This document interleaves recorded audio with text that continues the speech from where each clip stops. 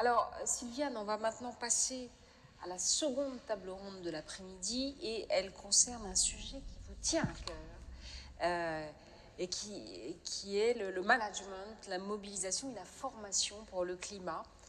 Et pour en parler, nous allons d'ailleurs déjà accueillir Christian Brodag, qui est professeur émérite à l'école des mines de Saint-Étienne et ancien délégué ministériel au développement durable, président du pôle national éco-conception et de construction 21, et qui est aussi initiateur de la campagne pour une relance verte. Bonjour Christian Brodag. Bonjour, je suis très heureux de Merci d'être participer là, à cette merci table d'être ronde. avec nous pour faire le propos introductif de cette deuxième session de table ronde. Alors, en quoi l'intelligence et la formation sont importantes pour tenir les enjeux consécutifs à la COP 21? Très bien, mais écoutez, alors effectivement, on a initié avec un certain nombre d'associations une initiative d'abord pour pousser la relance verte au début du confinement. Bon, comme ce thème a été quand même repris, on s'est focalisé sur la question effectivement de l'intelligence et je dirais de toutes les questions de capacité et de formation en fait des acteurs. Alors avant de rentrer dans ce point-là, je tiens d'abord à saluer le niveau des débats qui ont eu lieu et effectivement, heureusement, on n'a pas entendu l'idée que dès qu'on aura un prix du carbone, tout sera bien résolu, hein, parce que c'est encore un discours qu'on entend, avec une sorte de rationalité automatique dès le moment que le prix du carbone sera fixé. Deuxièmement, donc, la question effectivement du pilotage en fait, du changement nécessaire. Pour moi, il y a trois leviers. Il y a un levier qui est le levier normatif, le levier législatif, c'est les cadres politiques. Deuxièmement, le levier financier, bien entendu, donc ça vient d'être traité. Et le troisième, c'est celui effectivement de l'intelligence, de l'innovation, etc., auquel je consacrerai un moment. Je veux simplement dire par rapport à la, je dirais, au financier et au reporting et un peu cette idée qu'une fois qu'on aura un reporting, on pourra suivre tout cela. J'avais lancé, quand j'étais délégué interministériel, une étude pour voir l'impact de la loi de 2001 sur les nouvelles régulations économiques qui demandait aux entreprises d'avoir un reporting développement durable. La seule chose qu'on a été capable de me faire, c'est le nombre d'indicateurs renseignés par les entreprises. C'est-à-dire globalement, on n'était pas capable d'analyser le contenu et les performances que révélaient ces rapports. Et parce que, pour différentes raisons que je n'ai pas le temps de développer ici, la comparabilité entre des entreprises ou des acteurs qui ont des périmètres tellement différents qu'on ne peut pas comparer, en fait, j'ai encadré une thèse sur ce sujet-là, donc je pense même que c'est quasiment impossible Non, toutes de les le deux faire. semaines, on n'est pas là. Deuxième élément, c'est maintenant à quel niveau se déploient les solutions. Alors, il n'y a pas que le climat, ça a été dit, donc je ne le répéterai pas, mais c'est vrai qu'on voit bien qu'il y a un certain nombre de politiques ou de mesures qui ont été prises pour le climat se sont avérées des problèmes sur d'autres questions. On sait bien que la priorité, oui, et donc en fait, le fait par exemple qu'on ait privilégié le diesel parce que évidemment en termes d'énergie donc d'effet de serre, c'était correct, sauf que ça pose des problèmes de santé énormes avec les particules. Ça a été la même chose quand on a voulu isoler absolument les bâtiments. C'était isolons la terre, on était uniquement sur l'isolation. Oui, mais le renouvellement d'air fait qu'il y a des conditions de santé dans les bâtiments qui posent problème. Donc globalement, il faut toujours aborder ces questions de façon d'ensemble, avec trois grands problèmes environnementaux. Celui du climat, bien entendu, celui de la biodiversité et celui des ressources, hein, dans lequel on peut mettre l'eau et d'autres questions de ce type-là. Et qu'en fait, c'est cette complexité qu'il faut, je dirais, adresser. Et on n'a pas intérêt à n'en prendre qu'une parce qu'en fait, on a d'autres effets néfastes. Alors maintenant, en termes d'approche d'acteurs et de structures. Alors, le développement durable, c'est le cadre général, évidemment, et on peut saluer évidemment la clarification avec les objectifs de développement durable qui doivent être déclinés par un peu tous les acteurs, même s'ils s'adressent principalement aux pays. Deuxièmement, il y a la question de la responsabilité sociétale. Alors, la finance l'aborde par les approches ESG, mais il y a aussi tout le travail qui a été mené, notamment, je pense, l'ISO 26000, qui a structuré l'approche et qui a été reprise ensuite par la Commission européenne, qui a été reprise par l'OCDE sur les critères pour les multinationales. Donc, on a un cadre normatif qui doit évoluer. D'ailleurs, l'ISO 26000 va être remise sur l'ouvrage. Donc, et il y a, à mon avis, des grands jeux d'intégrer dans cette responsabilité sociale la partie financière qui n'était pas prévue dans l'ISO 26000. Et un deuxième élément qui me semble, et c'est l'élément sur lequel je vais finir cette introduction générale, qui est celui, en fait, du cycle de vie des produits, en fait, de l'approche cycle de vie. Parce que le périmètre de l'entreprise, et on le voit dans la plupart d'ailleurs des normes aujourd'hui, il faut prendre en compte le cycle de vie, c'est-à-dire l'amont et l'aval.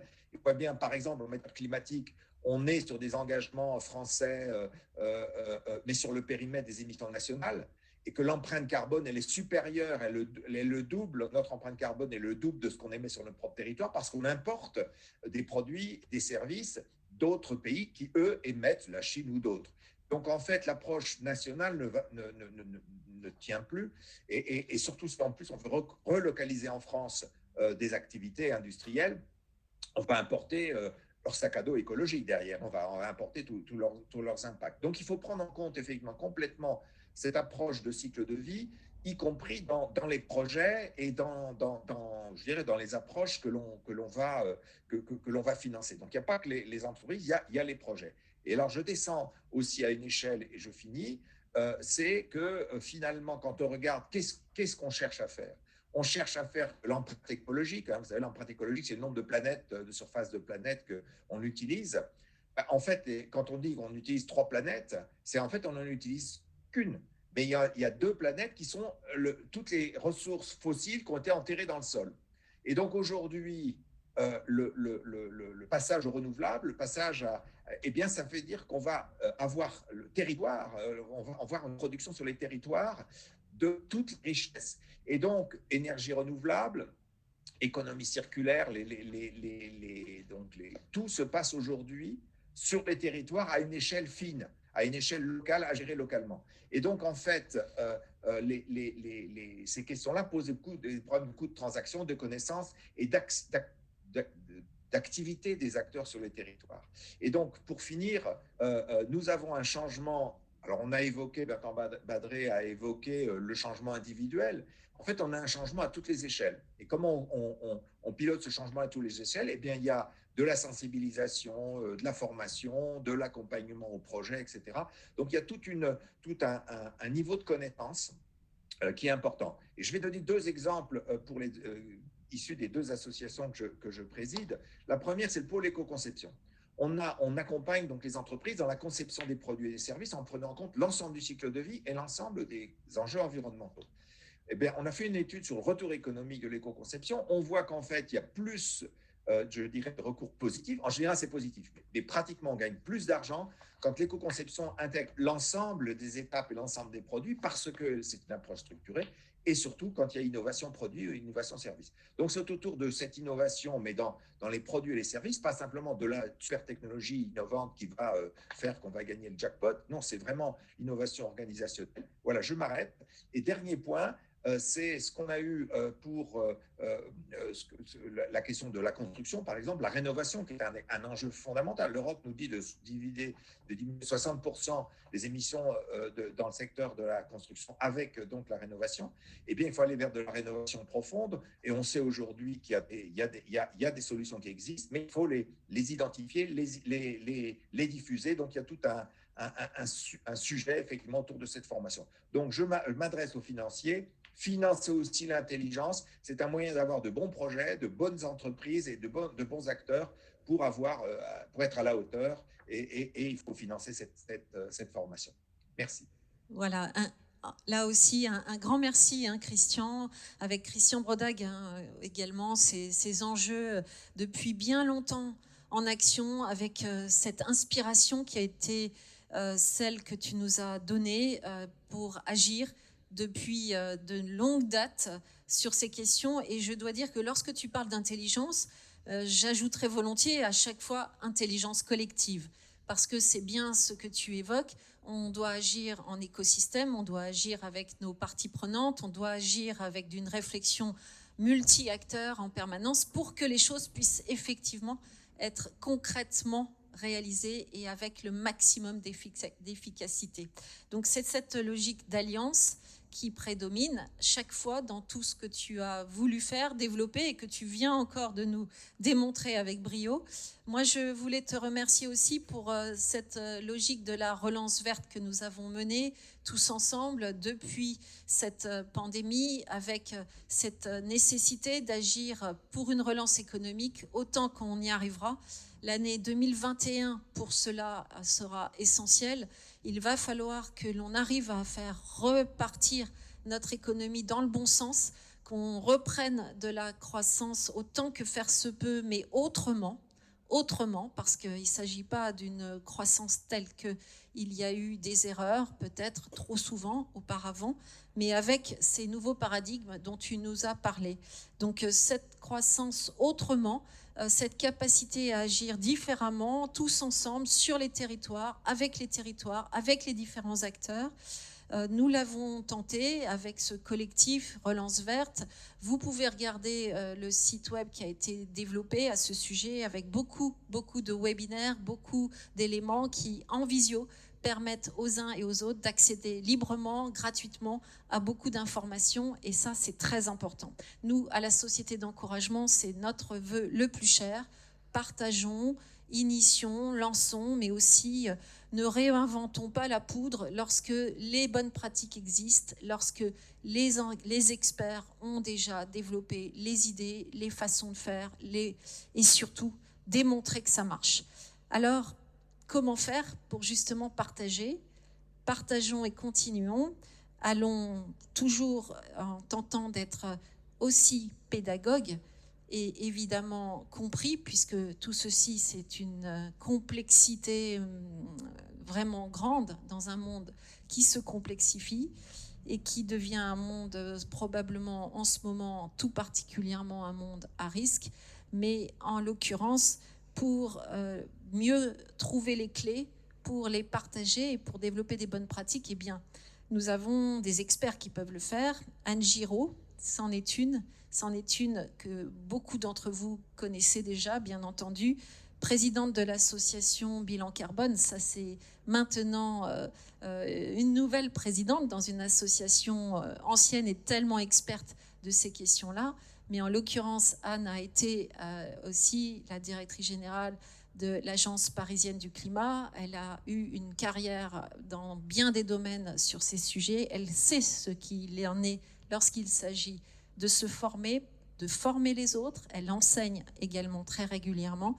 Donc Anne, tout simplement, je te laisse la parole parce que j'en dis beaucoup trop. Et tu vas nous présenter peut-être, Anaïs, tu nous dis un mot des deux personnes avec qui Anne... Oui, c'est-à-dire qu'avec Anne qui va animer cette table ronde, une grande entreprise qui témoigne avec Marilus Godino, Marilus qui représente Bouygues Construction, qui est déjà très engagée sur ces sujets, avec une volonté de faire pénétrer le sujet dans les pratiques et la compréhension, et puis aussi aller plus loin en faisant entrer le climat au sein de la gouvernance des entreprises, et ça c'est avec Monica de Virgilis de Chapter Zero, mais donc c'est Anne qui va prendre la parole immédiatement pour animer cette nouvelle table ronde. Anne ? Bonjour à toutes et à tous, et merci beaucoup de cette invitation, et plus particulièrement cette invitation sur ce sujet table ronde de la formation qui me tient beaucoup à cœur. Et je vais en quelques mots vous expliquer les missions d'intérêt général que l'association Bilan Carbone porte depuis de nombreuses années et que j'ai la chance de présider depuis quelques semaines. Alors aujourd'hui, c'est une journée particulière, l'anniversaire des 5 ans de l'accord de Paris, et ça fait vraiment très très plaisir d'avoir revu toutes ces belles personnes et d'avoir revu tous ces moments importants que nous avons vécus il y a 5 ans. Et puis dans cet anniversaire, on a appuyé quand même très fortement sur la nécessité d'agir et d'agir maintenant. Et à l'association Bilan Carbone, dans cette volonté d'agir maintenant, nous en sommes vraiment très franchement. Il a été dit aussi, et ça a circulé beaucoup sur les réseaux, et je crois que le message est assez vrai, il faut délivrer maintenant. Et Jean Jouzel a bien dit tout à l'heure que finalement les objectifs, on les avait fixés, hein, les objectifs, ils sont plutôt bons, on ne va pas les remettre en cause, mais que c'est l'action maintenant et ce n'est pas une action à la marge, hein, il ne faut pas tourner autour du pot, hein, comme on dit, hein. C'est une action facteur 3 au minimum qu'il va falloir engager maintenant si on veut justement atteindre ces objectifs. Et donc, ce que l'on constate depuis 5 ans, mais plus particulièrement dans les dernières années, je crois que les interventions précédentes l'ont vraiment clairement montré, c'est qu'on voit aussi une accélération des trajectoires, des scénarios, des évaluations, voilà, des indicateurs. Donc, on voit bien qu'on essaye de chercher comment tout ça nous amène vers cet objectif pour lequel on a un certain consensus. Donc, nous, ce qu'on se dit, c'est que pour bien évaluer ces trajectoires, ces scénarios, pour construire finalement le point de bascule, hein, Célia Bloel a parlé tout à l'heure de la minorité critique. Donc, pour atteindre cette minorité critique qui va nous faire basculer vers la bonne trajectoire et le faire maintenant, il faut beaucoup de conditions.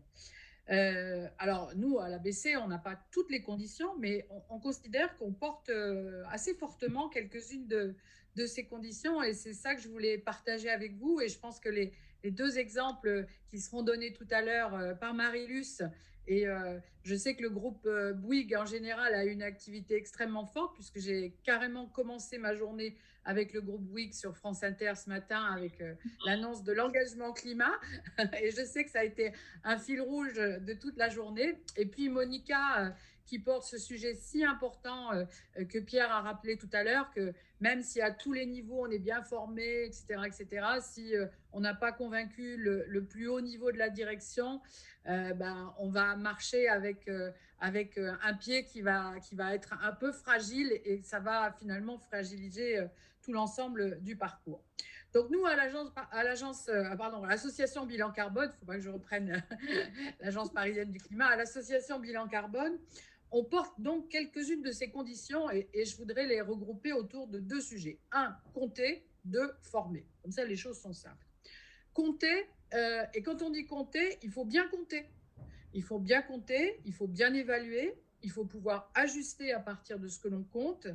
Et dans le comptage que l'on fait, quand on dit bien compter, il faut compter avec une empreinte globale. C'est-à-dire qu'il faut avoir une vision complète de l'empreinte, de l'activité et de son territoire. Et c'est ça que les outils et les méthodologies que l'on porte depuis de nombreuses années et que l'on met en œuvre apportent justement aux décideurs qui ont besoin de faire ce comptage. Donc, première chose, compter. Et puis former, parce que compter si on ne forme pas, et l'exemple que présentera Marie-Luce en est une parfaite illustration, si on ne forme pas à cette nouvelle façon de compter, qui est une nouvelle rentrée dans l'entreprise ou dans les territoires, si on ne forme pas à ça, on va aussi avancer en manquant, en étant un peu en déséquilibre. Donc, dans la formation, elle va être essentielle parce que c'est celle qui va garantir l'appropriation par l'ensemble des acteurs à tous les niveaux de l'entreprise du pourquoi, avec cette formation sur le climat, et puis du comment, c'est-à-dire que comment, avec cette façon de compter, on va pouvoir rentrer dans les métiers des différentes entreprises, dans les actions des différents territoires, et aider à faire ce passage entre j'ai compté et comment ça interpelle mon métier, ma façon d'agir pour être plus efficace et contribuer à ce trajectoire. Donc, bien compter, être formé, on considère que c'est une partie du gage de la solidité et de la robustesse de la mobilisation que l'on doit construire au niveau de l'organisation, de l'entreprise, des territoires, et même aussi au niveau des citoyens, parce que là, on parle beaucoup des entreprises, mais à l'association Bilan Carbone, on développe aussi des outils, et je fais un peu de teasing. Cette semaine, on a présenté un nouvel outil qui a été fait avec l'ADEME, qui s'appelle Nos gestes climat, et qui permet aussi pour les citoyens d'avoir une bonne mesure de son empreinte carbone. Et on sait bien dans l'entreprise que les personnes sont des salariés, mais aussi des citoyens, et ont besoin aussi d'avoir une certaine cohérence entre les actions qu'ils mènent dans l'entreprise et ce qu'ils peuvent faire dans leur sphère privée. Alors 2020, avec tout ce que je viens de dire, tout ce qu'on a entendu dans cette journée, tous les messages étaient vraiment formidables et tellement intéressants. À l'association Bilan Carbone, nous, on se prépare à une massification. Voilà. On pense que la massification de la prise en charge de tous ces sujets, elle doit arriver maintenant. Et là encore, les deux exemples de mes collègues de table ronde l'illustreront tout à fait parfaitement. Et dans cette massification, on a notre écosystème de l'association qui est mobilisé. À l'ABC, nous avons plus de 300 partenaires avec lesquels nous travaillons depuis de nombreuses années. Nous avons environ 15 000 personnes qui ont été formées au bilan carbone, à l'outil, à la démarche, avec les partenaires de formation avec lesquels on travaille. Donc c'est beaucoup, et en même temps c'est assez peu quand on regarde l'échelle des transformations que l'on doit mettre en place. Donc si on veut gagner, il faut travailler à cette massification. Et en parlant de massification, c'est aussi une évolution de notre association qui met ce sujet au cœur de la mission d'intérêt général que l'on porte. En collaboration, en discussion aussi avec les acteurs institutionnels avec lesquels nous partageons ce besoin d'intérêt général, bien sûr avec l'ADEME qui est notre partenaire privilégié, mais aussi avec la DGEC, la Direction générale de l'énergie et du climat, avec les investisseurs institutionnels et les discussions que nous avons avec BPI. Et j'ai bien entendu ce qui a été dit tout à l'heure par monsieur Rosemont avec la Banque des Territoires, et je pense que nous aurions certainement des choses à échanger aussi avec la Banque des Territoires. Donc pour faire face à cet enjeu de massification d'intérêt général qui se présente à nous cette année 2020, eh bien nous travaillons, et ce sera début de l'année 2021 un élément important, à aussi approfondir et faire progresser les outils sur lesquels on travaille pour les rendre encore plus accessibles, encore plus faciles. Et puis travailler aussi à compléter notre catalogue de formations avec des formations à forte valeur ajoutée dans l'évaluation en particulier des trajectoires. Nous conduisons des formations sur un programme ACT qui évalue les trajectoires de transition. C'est un programme que nous menons sur un dispositif qui est piloté par l'ADEME et le CDP. Donc, Laurent, si tu nous écoutes, c'est avec toi aussi.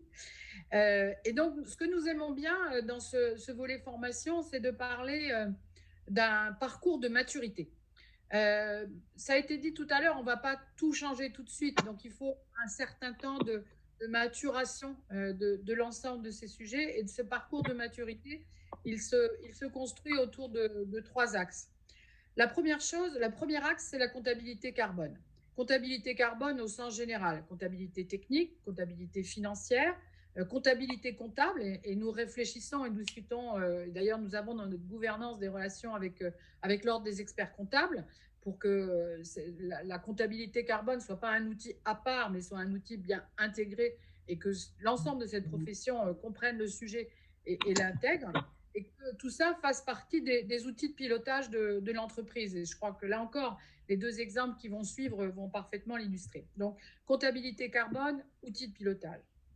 Deuxième point de formation, c'est approfondir ce que nous faisons déjà, mais qui aussi ça doit s'adresser à la question de la massification, c'est la partie centre de ressources de l'association Bilan Carbone. Il faut que aussi on puisse largement pouvoir être un centre de ressources pour l'ensemble de ces professionnels qui ont besoin de trouver des bonnes pratiques, des exemples, des déclinaisons dans leur métier. Voilà. Et là, on souhaite aussi agrandir cette communauté pour que ce centre de ressources soit encore plus profond pour aller vite et éviter de refaire ce qui existe déjà.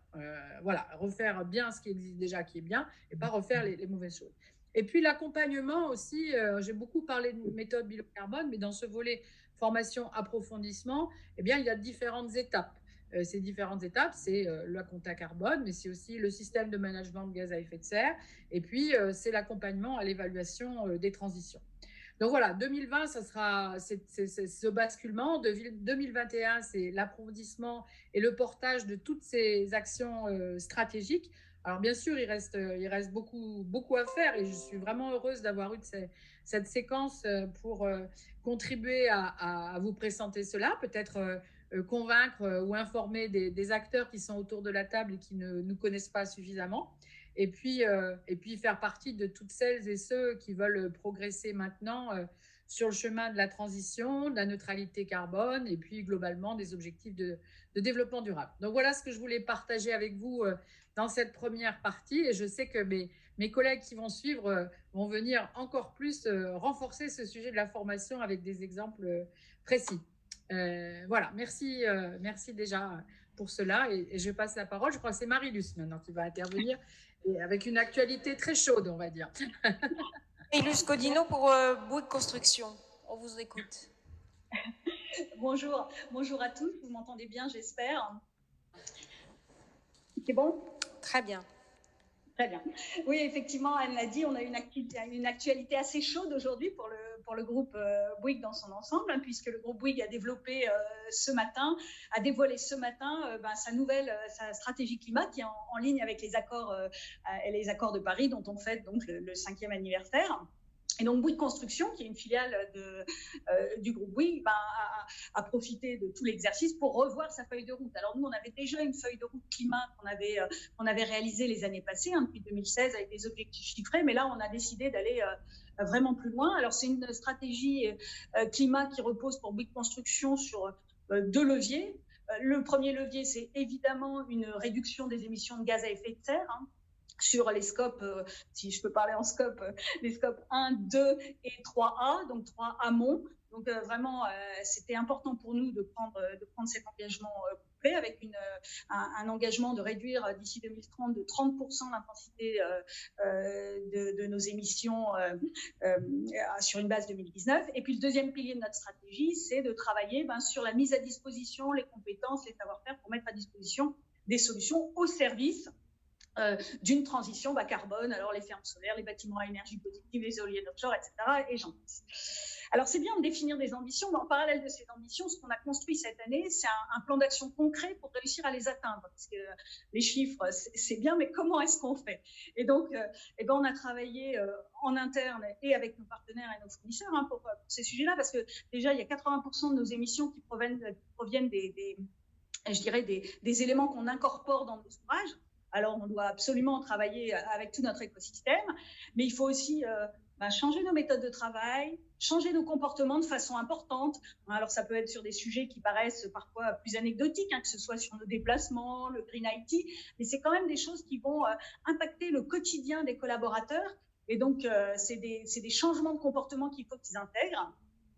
Et puis, on doit aussi engager le dialogue avec nos clients sur ces sujets pour optimiser l'impact carbone des projets. Et donc, si je reviens sur ce que Anne a dit juste avant, l'engagement de chacun dans cette action est complètement nécessaire, hein. Il faut vraiment qu'on arrive à engager tout le monde, tous les collaborateurs de l'entreprise.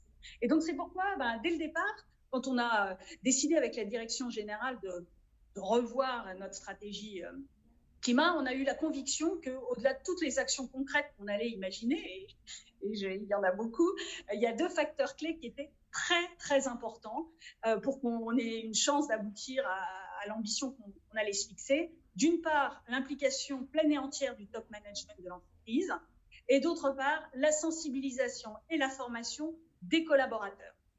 Parce que c'est extrêmement important, et ça nous a paru impératif que chacun puisse comprendre les enjeux de ce sujet, les tenants et les aboutissants, pour pouvoir s'approprier la stratégie, pouvoir la partager en interne comme en externe, d'en discuter de façon concrète et constructive avec nos clients, nos parties prenantes, et puis d'arriver à intégrer et à opérer les changements qui sont nécessaires à la fois à titre individuel et collectif.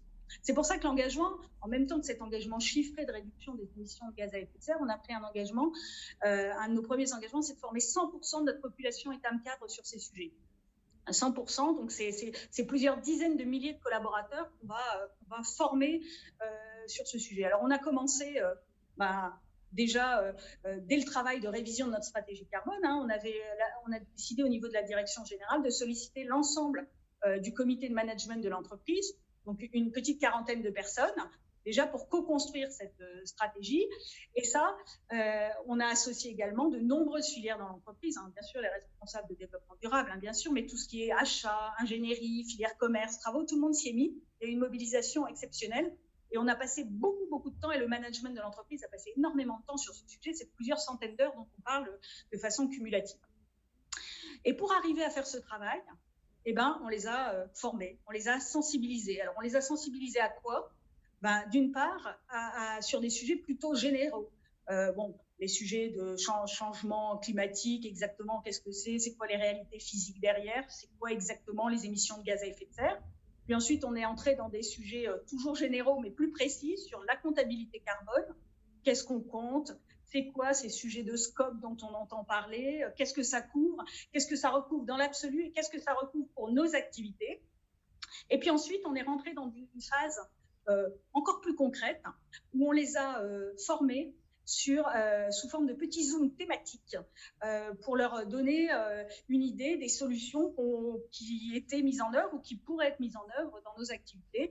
Et alors là, on a décliné des formations, des petites formations thématiques autour, par exemple, du béton bas carbone, de l'hydrogène, du green IT, de la construction bois, pour à chaque fois leur donner les éléments les plus significatifs sur ces sujets et qu'ils soient capables de comprendre finalement quelles actions on pourrait mener.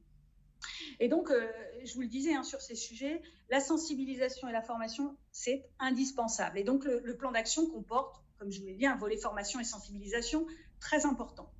Alors, ces actions de sensibilisation, on les a d'ores et déjà lancées dans différents pays.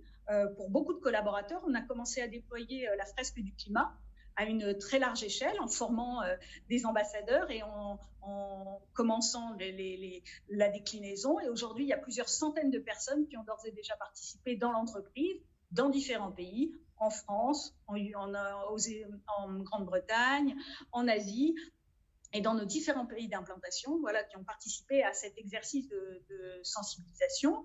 Certaines structures de l'entreprise ont lancé des états généraux du carbone, hein, pour reprendre ces petites thématiques ciblées qu'on avait présentées au top management. Et on va amplifier tout ça dès l'année prochaine parce que c'est un élément absolument indispensable si on veut réussir le challenge qui est devant nous.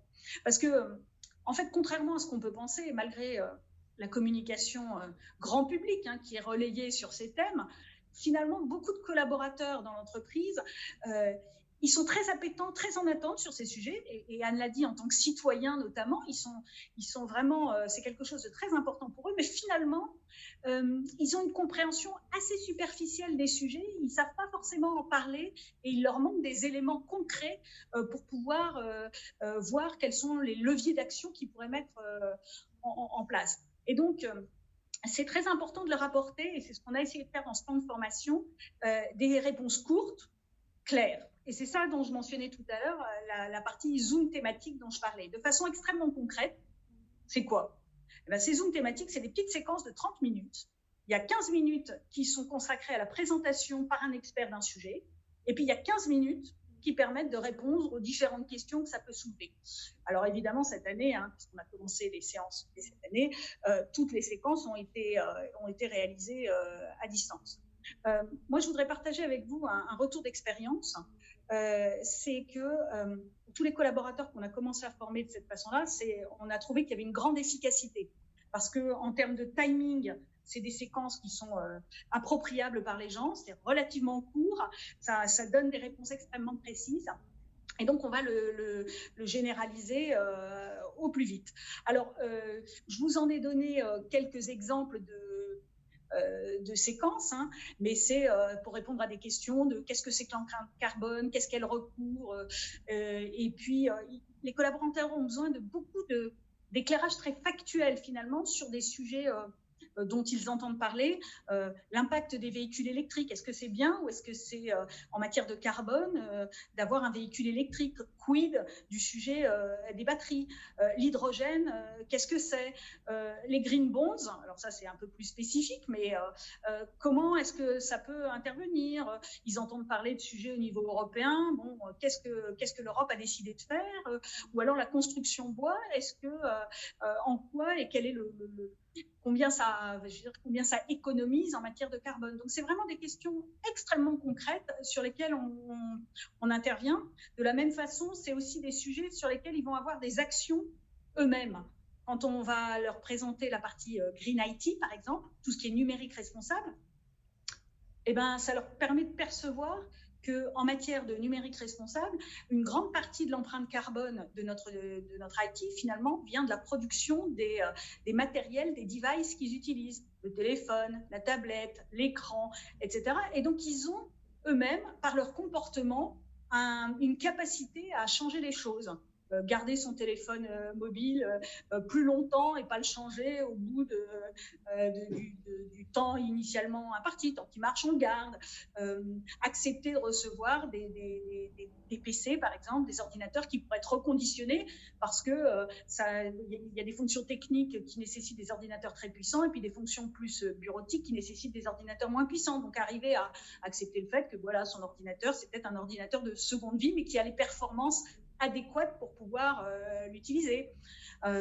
Voilà, donc il faut faire cette formation parce que c'est ça qui va permettre à chacun de s'approprier et de faire les efforts qui vont être nécessaires pour pouvoir atteindre les ambitions qu'on s'est fixées, que ce soit des ambitions business ou des ambitions internes.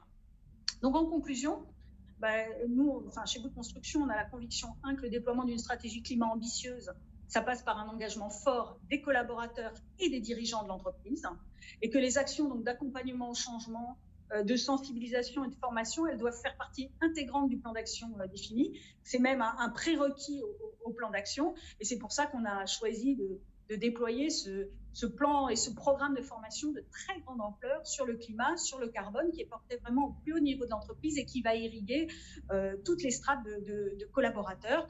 Et comme ça permettra à chacun de comprendre les enjeux et la déclinaison en termes de métier. Pour nous, c'est un facteur clé de succès pour consolider l'engagement que l'entreprise vient de prendre. Merci beaucoup, Marie-Luce Godineau. C'était très éclairant sur l'action de Bouygues sur tous ces sujets. Alors, un autre témoignage maintenant, celui de Monica de Virgilis, vous allez nous expliquer, Monica de Virgilis, ce que c'est que Chapter Zero France. Vous êtes là? Bien sûr. Oui, voilà. Vous m'entendez? Oui, on vous entend très bien. Bonjour à tous. Alors, félicitations à Bouygues Construction pour l'opération Commando. C'est impressionnant. Donc, Monica de Virgilis, je suis d'origine italienne. Et j'habite en France depuis longtemps. Je suis administratrice de 3 sociétés industrielles en France, en Italie et aux Pays-Bas. Et je constate dans ma mission d'administrateur la difficulté d'intégrer le changement de paradigme que le réchauffement climatique comporte pour les entreprises.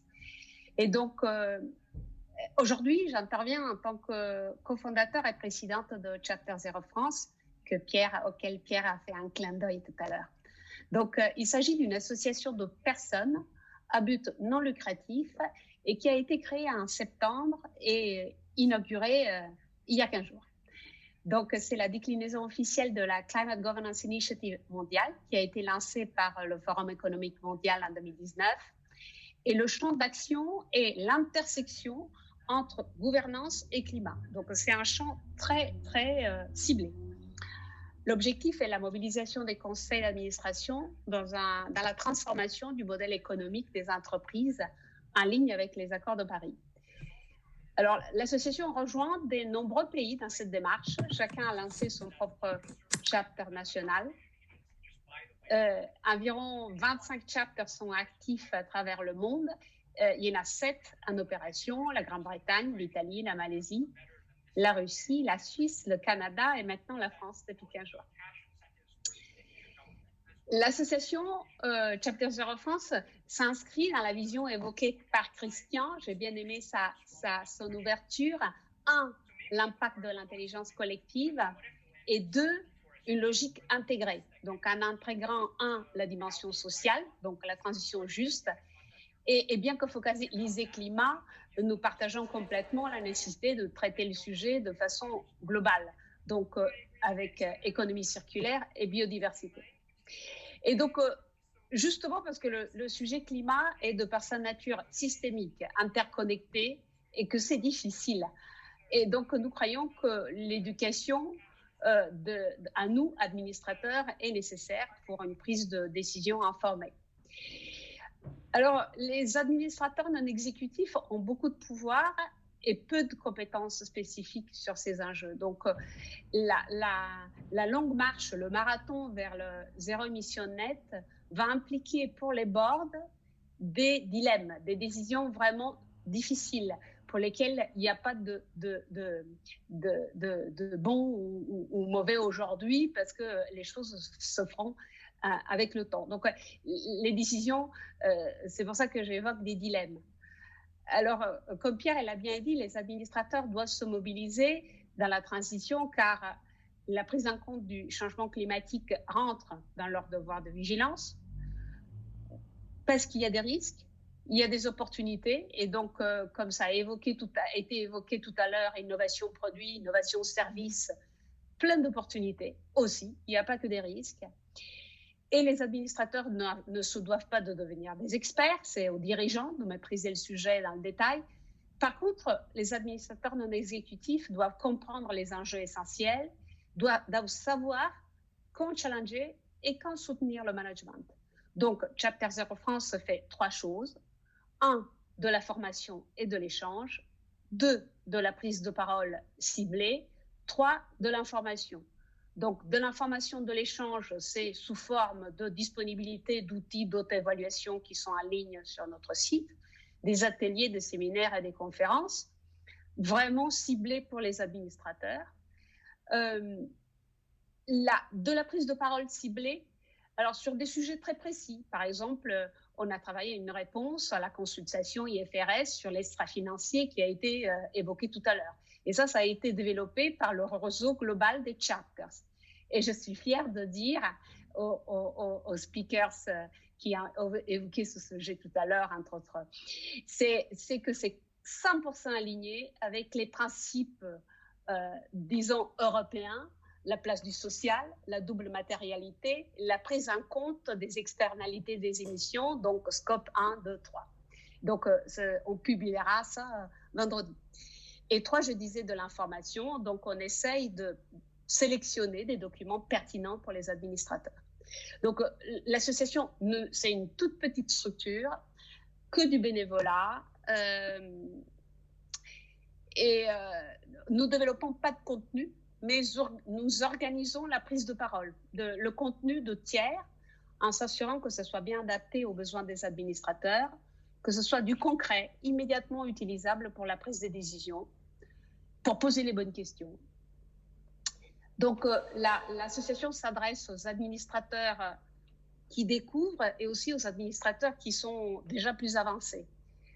Et là, vous le savez, il n'est pas suffisant, même pour les administrateurs plus avancés, il n'est pas suffisant de maîtriser un tel sujet et d'être au bord d'une entreprise avant-gardiste dans la matière. Ce n'est pas un sujet qu'on peut résoudre dans son coin. La transition demande un effort global. Donc, aux administrateurs qui sont déjà avancés, l'association permet de comprendre les enjeux essentiels de certains sujets pointus et émergents à travers des experts par domaine, de suivre l'actualité qui est super dynamique sans s'y noyer et de se faire sa propre recette en étant exposé à des visions en évolution, des fois en contradiction, à travers l'échange avec les membres partenaires qui sont cette fois des personnes morales et les parties prenantes. Et donc, évidemment, de faire bénéficier les autres administrateurs de leur expérience et des difficultés rencontrées. Donc, l'association est une toute petite structure, des bénévoles, un board de bénévoles. On a la grande chance d'avoir Pierre Ducret dans notre board. L'association est soutenue depuis sa création par l'INSEAD, par le Centre de Corporate Governance de l'INSEAD et le cabinet Deloitte, et bénéficie du soutien plus récent de nouveaux membres partenaires comme Ethics and Board, et je donne un preview, l'ADEME. Donc, Chapter Zero France est une plateforme multicanale, donc elle est conçue pour aller vite, pour travailler avec tous les stakeholders sans exclusivité. Et les membres actifs, ce sont des administrateurs ou des experts de changement climatique ou de gouvernance. L'association est gratuite, requiert la signature d'un protocole d'affiliation aligné avec la charte de l'initiative. Donc, pour conclure, Chapter Zero France est un nouveau lieu, une plateforme, open platform, et qui vise aider éclairer et mobiliser les administrateurs non exécutifs des entreprises françaises dans la prise en compte des risques et opportunités liées au changement climatique, et donc en offrant cette plateforme d'échange et de réflexion sur ces enjeux. Et l'objectif, c'est pas qu'ils deviennent compétents en soi, mais qu'ils mobilisent leur entreprise vers l'objectif de zéro émission nette. Monica de Virgilis, on a bien compris en vous entendant toutes les trois, Anne Giraud, Marilus Godino et vous, Monica Virgilis, qu'il y avait vraiment une énergie positive et que plein de choses étaient en gestation et voire déjà nées pour favoriser toutes ces mesures consécutives à l'accord de Paris en termes de formation des jeunes gens et des moins jeunes d'ailleurs. Derrière table ronde, c'est avec vous, dernière table ronde, c'est avec vous, Sylvia de Villaudière, et vous êtes avec Gaëlle Quinec, oui. Et vous allez nous expliquer de quoi vous allez parler tous les deux. Eh bien, merci Anaïs, parce que c'est une belle demi-journée, mais ouais. Très dense. C'est très dense. Très oui. dense, et nous sommes vraiment très heureuses toutes les deux d'avoir pu entendre autant de belles paroles et aussi d'expertise. Parce que c'est sans doute ce que nous avons voulu faire à la Société d'encouragement pour l'industrie nationale, c'est d'accueillir dans ces débats, à l'occasion de cet anniversaire de la COP21, vraiment ceux qui permettent de dire comment et où et avec quelles preuves on peut aller plus loin et comment on peut développer de l'activité avec et par les entreprises de façon différente, avec une approche plus fondée sans doute sur maintenant les enseignements que l'on a pour agir par rapport à déjà ce qui a été fait, par rapport aux solutions déjà trouvées, et Dieu sait s'il y en a déjà sur la table, des solutions. Toute la question est de savoir comment on fait avec les bonnes méthodes, avec les bons référentiels, avec les bons outils, avec la bonne intelligence collective dont on vient de parler jusqu'à présent.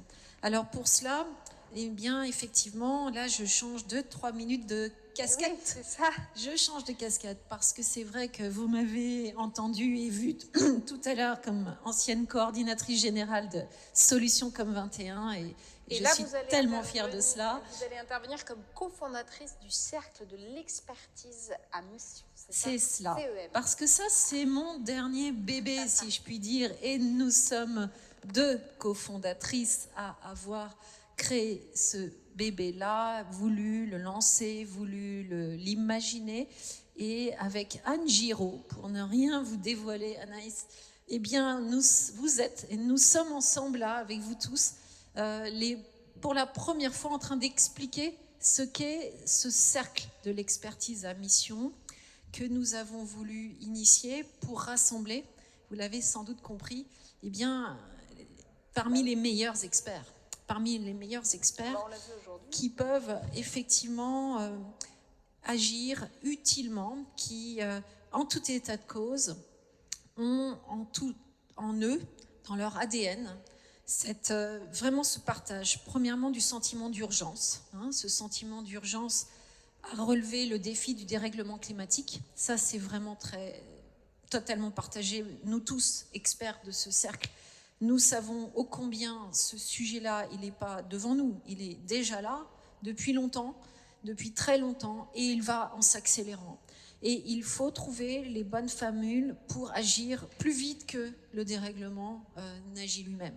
Donc ça, c'est l'urgence pour ces défis du dérèglement climatique. Mais bien au-delà, si je puis dire, parce que tout est impacté et impactant, c'est l'effondrement de la biodiversité. Cet effondrement de la biodiversité et de façon générale, l'ensemble de nos objectifs de développement durable avec cette réflexion systémique qui est la nôtre, que nous avons cheville au cœur, parce qu'il faut agir avec cette pensée complexe. Il faut agir avec la complexité des sujets, avec la complexité des risques, mais aussi avec une pensée complexe qui permet d'accompagner le décideur ou les acteurs du changement, parce qu'il va falloir aller vite. Donc, pour réussir cela, eh bien, il faut allier les intelligences, allier les expertises, les croiser les regards, croiser les connaissances, croiser les méthodologies, croiser les cas pratiques, croiser aussi tout simplement les regards prospectifs, parce que pour gagner du temps, eh bien, il faut prendre un temps d'avance en général. Et donc, pour tout cela, eh bien, ce cercle de l'expertise à mission, il est en autogestion, en auto-cooptation, parce que nous savons où sont les bons, où sont les meilleurs, où sont ceux qui savent ou qui peuvent enseigner et qui peuvent le dire idéalement de façon didactique, de façon pédagogique et surtout de façon adaptée à chacun des décideurs ou à chacun des acteurs qui a besoin d'aller vite et qui peut entraîner le mouvement avec pertinence et à l'échelle. Parce que l'autre aspect qui nous relie, nous tous les experts de ce cercle, c'est de vouloir faire bouger les choses autant que faire se peut, mais avec pertinence, de façon adaptée à chaque situation, à chaque territoire, dans ces différentes logiques et par rapport aux différents types de populations, différents types de caractéristiques du territoire, différents types de caractéristiques de consommation, de production, de caractéristiques d'évolution, avec les freins, mais aussi toutes les opportunités. Il faut les analyser, les freins, parce qu'ils existent. On n'est pas dans le pays des bisounours, on est dans un monde où il y a des freins, où il y a des difficultés. On le sait, on l'a entendu toute l'après-midi. Et il faut donc trouver aussi les ressorts de l'opportunité. Où sont les opportunités inexploitées que peut-être certains ont en eux, mais ne les ont pas encore dévoilées ni découvertes. Donc, nous, experts, on tente de faire cela, de dialoguer avec ceux qui peuvent passer à l'action, mais qui ne savent pas très bien comment faire pour aller vite et trouver les bons outils ou trouver les bonnes analyses. Donc ça, c'est le cercle de l'expertise à mission. Alors, vous en avez entendu quelques-uns. Normalement, nous ne dévoilons pas qui nous sommes, puisque nous travaillons entre nous. Et pour certains, nous allons développer un certain nombre d'actions, de missions. Ce cercle de l'expertise à mission, j'ai beaucoup évoqué ce qu'est l'expertise en question, mais s'il y a le mot mission, c'est parce que, évidemment, nous allons essayer de développer cette mission qui est d'aller accélérer les transitions, accélérer les changements. Ça, c'est notre grande cause globale, commune, que nous partageons. Mais évidemment, pour le faire, il faut avoir une approche projet, une approche de type mission au sens, relevé de mission, rapport de mission, et faire en sorte que les choses avancent, vraiment.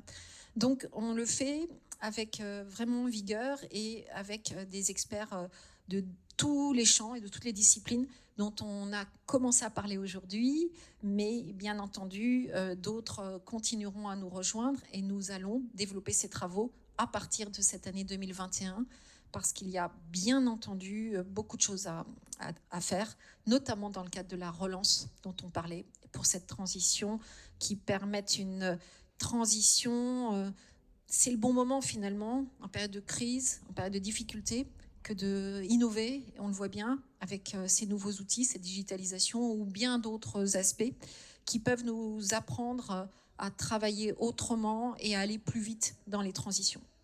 Alors, quoi qu'il en soit, pour ce type d'approche, moi je voulais, puisqu'on est dans notre table ronde sur les questions de mobilisation et de formation des managers, des décideurs, de voir de quelle façon il y avait une capacité de mobilisation avec l'approche prospective. L'approche prospective compte tenu des enjeux climatiques et compte tenu des scénarios que offre aujourd'hui ce monde un peu complexe. Et avec la COP21, on a compris que la question climatique était la question première qu'il fallait bien avoir en tête, bien mesurer, bien comprendre, et bien comprendre que dans le futur proche, les choses vont probablement peut-être être très différentes. La question est de savoir de quelle façon elles sont très différentes. Alors, on le voit, cette prospective de ce monde qui arrive, pour une entreprise et pour un grand groupe, c'est très important, quelle que soit la taille, petite entreprise comme les grands groupes, c'est très important d'essayer de savoir comment on joue la prospective par rapport à ses choix de modèle économique, par rapport à ses modalités de management, par rapport à ses modalités d'investissement, par rapport à tous ces grands choix qui doivent être effectués par les décideurs dans les entreprises.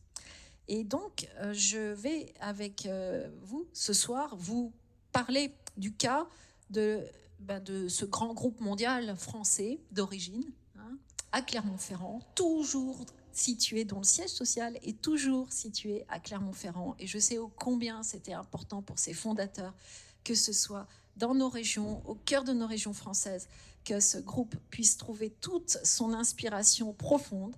Et pour cela, eh bien, tout simplement, je voudrais donner la parole à Gaël. Gaël, qui est le directeur prospectif du groupe Michelin. Vous aviez compris, je parle de Michelin. Et il se trouve que nous avons la chance d'avoir parmi nous ce soir, en visio, le directeur prospectif d'un des plus grands groupes français, leader dans son domaine de la mobilité. Et nous avons, avec Gaël, voulu vous parler de quelque chose d'assez incroyable qui est expérimenté en ce moment même. La direction prospective de Michelin challenge l'ensemble des managers et des dirigeants du groupe Michelin autour des scénarios de monde de demain et par rapport à cet enjeu climatique. Donc ça, c'est juste formidable et on va regarder avec Gaël ce que cela veut dire. Alors concrètement, Gaël, pardon, est-ce que tu peux nous dire ce que vous avez voulu faire, ce que tu as initié avec cette approche climat au cœur? Oui, bien sûr. Bonjour à tous et à toutes. Alors, j'espère que vous m'entendez correctement. C'est parfait. Comme l'a dit Sylviane, je suis au cœur d'une région et puisque même un problème d'embouteillage a fait que j'ai préféré carrément me connecter dans ma voiture pour être sûr d'être à l'heure. Et donc, je suis en connexion 4G, mais je vais donc vous passer effectivement trois planches d'un document qui, bien sûr, est plus long, qui résume un petit peu notre approche, juste pour que vous en compreniez le principe. Et qui est différent du type d'approche dont vient de parler notamment Bouygues, que nous avons aussi, Michelin a aussi un objectif de neutralité carbone et aussi des roadmaps et des plans de formation, mais c'est évidemment similaire, donc on pensait plutôt aborder un point plus complémentaire de celui qu'a abordé Bouygues, et au travers de ces scénarios. Le réchauffement climatique, il pose aux entreprises deux challenges qui sont complémentaires mais quand même différents, qui sont la transition et l'adaptation.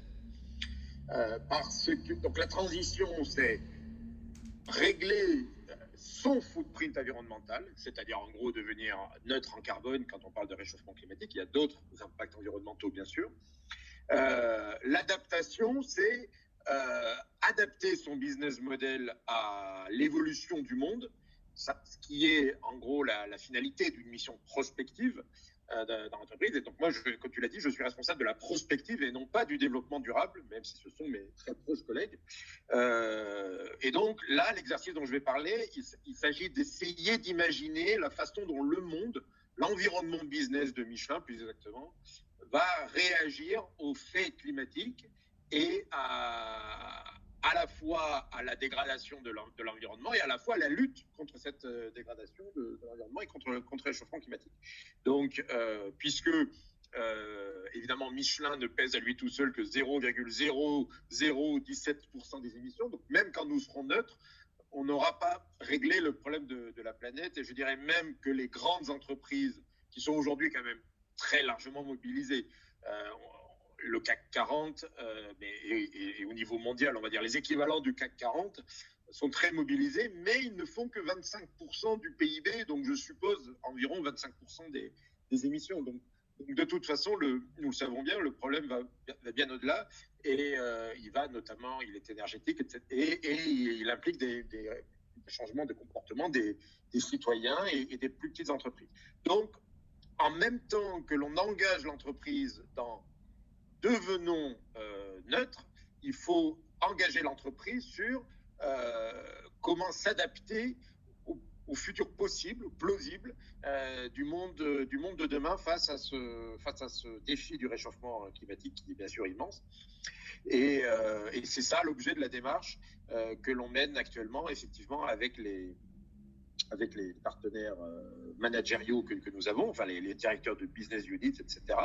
Et je dois dire, là, je vais vous présenter quelques planches qui sont la version 1, sachant que nous travaillons actuellement sur la version 2, avec notamment l'aide du chef de... Donc voilà, nous avons 3 scénarios, et je vais les décrire un tout petit peu plus. Déjà, la démarche. Alors, la démarche, c'est que, donc imaginez, là, je parle à des cadres supérieurs de Michelin, très business, très stressés par leurs objectifs extrêmement financiers, mais néanmoins parents et citoyens, hein, donc tout à fait au courant de ce qui est en train de se passer. Et je leur dis de toute façon, que vous le vouliez ou non, votre environnement business, il va changer. Le réchauffement climatique, ça n'est pas une petite affaire. C'est un phénomène majeur. Si on part du principe que le GIEC a raison, et c'est notre principe chez Michelin, donc ce qu'on annonce comme une certitude, c'est en fait le champ des possibles tel que décrit par le GIEC. Donc, on sait que si le GIEC a raison, il est probable que des villes vont être désorganisées. Or, les humains se sont mis auprès des villes, et en particulier les usines Michelin sont dans des lieux qui sont parfois très proches de la mer, comme notamment au Brésil ou en Thaïlande.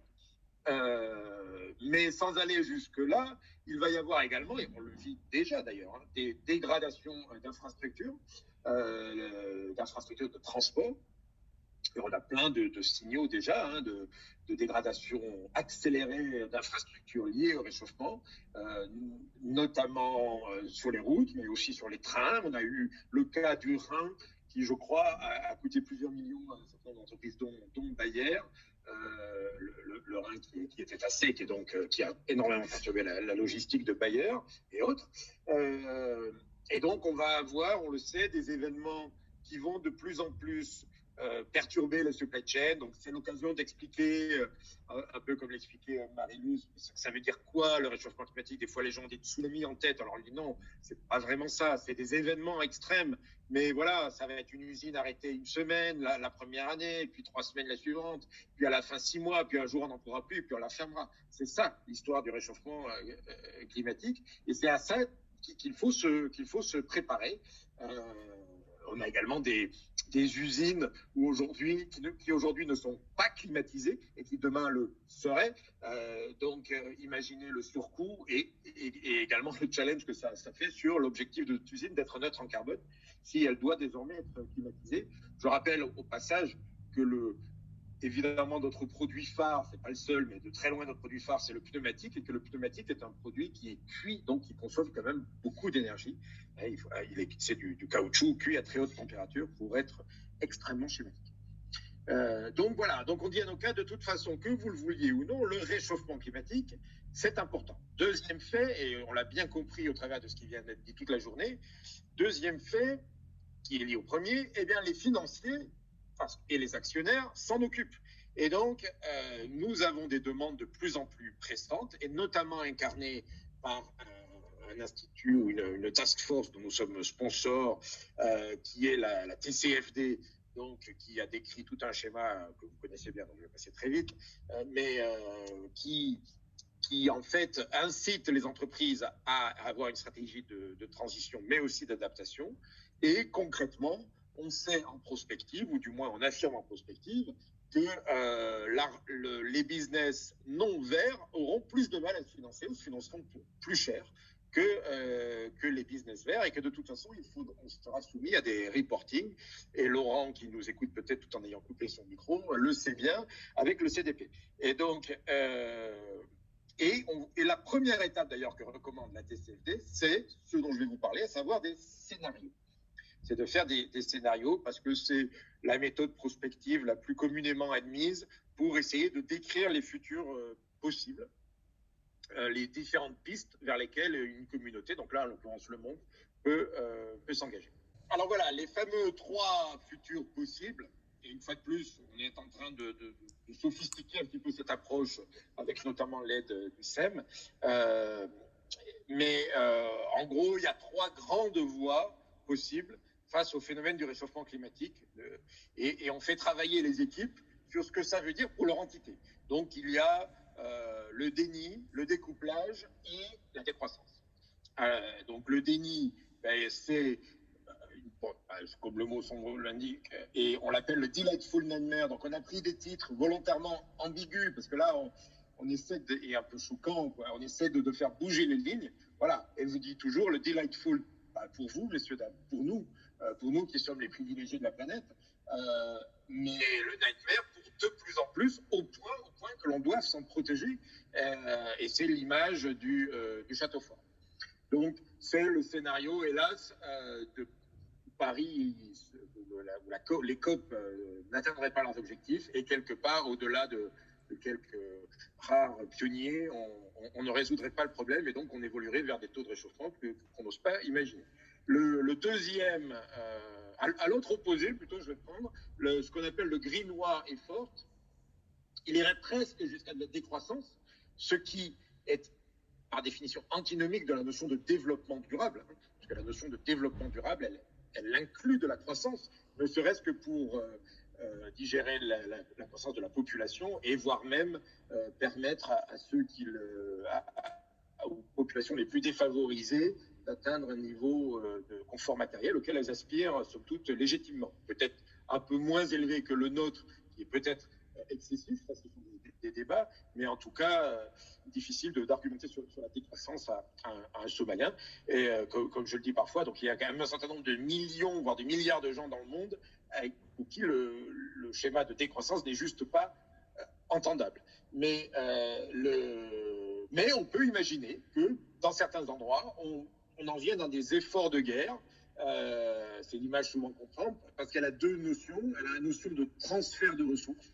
Donc imaginons qu'on pourrait transférer des ressources aujourd'hui d'État-providence à la transition écologique. Et puis elle a également elle porte une notion de suspension des processus démocratiques, parce que nous pensons en tant que prospectivistes que plus on tarde à infléchir les courbes, plus l'effort sera important et moins il sera acceptable démocratiquement.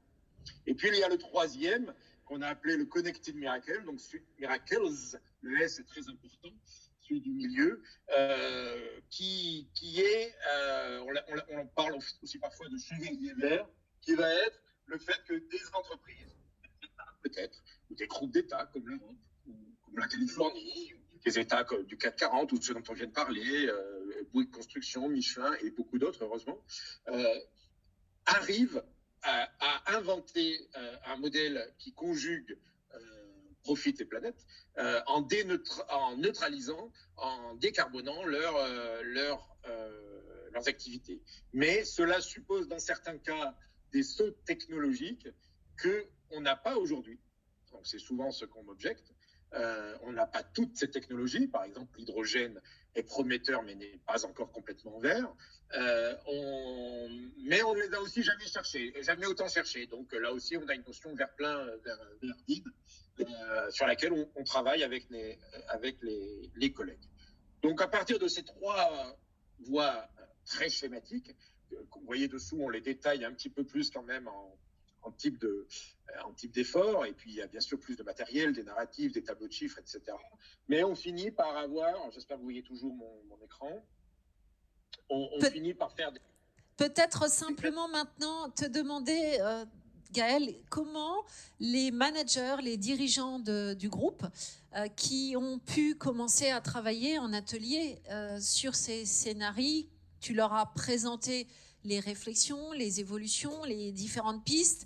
Comment ont-ils réagi? Est-ce qu'ils sont intéressés? Est-ce que cette question d'adresser l'avenir de Michelin au regard des scénarios basés sur la question climatique notamment, de quelle façon ça les intéresse? Est-ce qu'ils refusent? Est-ce qu'ils sont prêts à y aller? Est-ce qu'ils ont pensé qu'il y avait vraiment moyen de se saisir de ce type de réflexion et d'outils pour eux-mêmes faire évoluer les décisions, les investissements, le modèle économique de l'entreprise?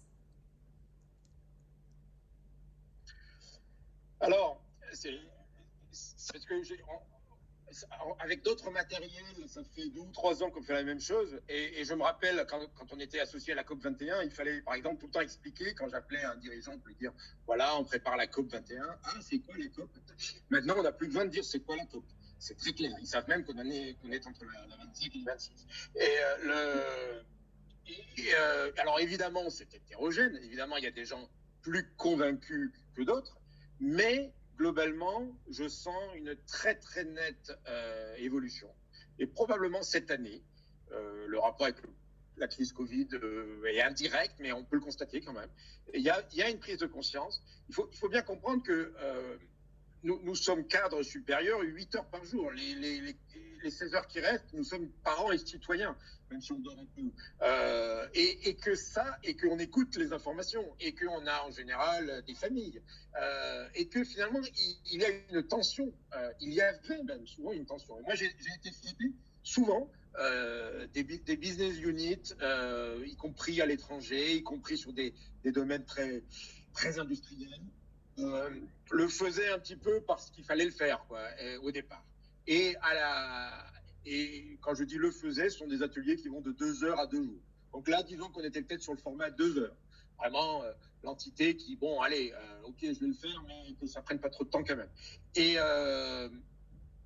après, le feedback a toujours été. Alors, il n'a jamais été au début et toujours à la fin. Ça n'a jamais été une demande au début et ça a toujours été un feedback à la fin. C'est des Gaël, c'est incroyable le bien que ça a fait à mon équipe. En fait, j'ai découvert qu'il y avait des tensions. J'ai découvert que j'avais des équipiers qui n'osaient pas aborder ce problème, qui ne savaient pas très bien quoi raconter à table le soir, etc., etc. Et le fait que l'on en parle de manière business, économique, lucide, croyez bien que la tonalité, ça n'est ni le militantisme vert, ni non plus le delightful nightmare ou le déni. Nous sommes face à un problème sérieux et nous laissons à la porte de la salle de la réunion nos consciences de parents et de citoyens. Nous les regardons bien en tant que cadre de chez Michelin, mais en tant que cadre de chez Michelin, il y a des sujets à aborder. Le monde va changer du fait de l'épuisement de son modèle et de la nécessité de corriger son rythme d'émission.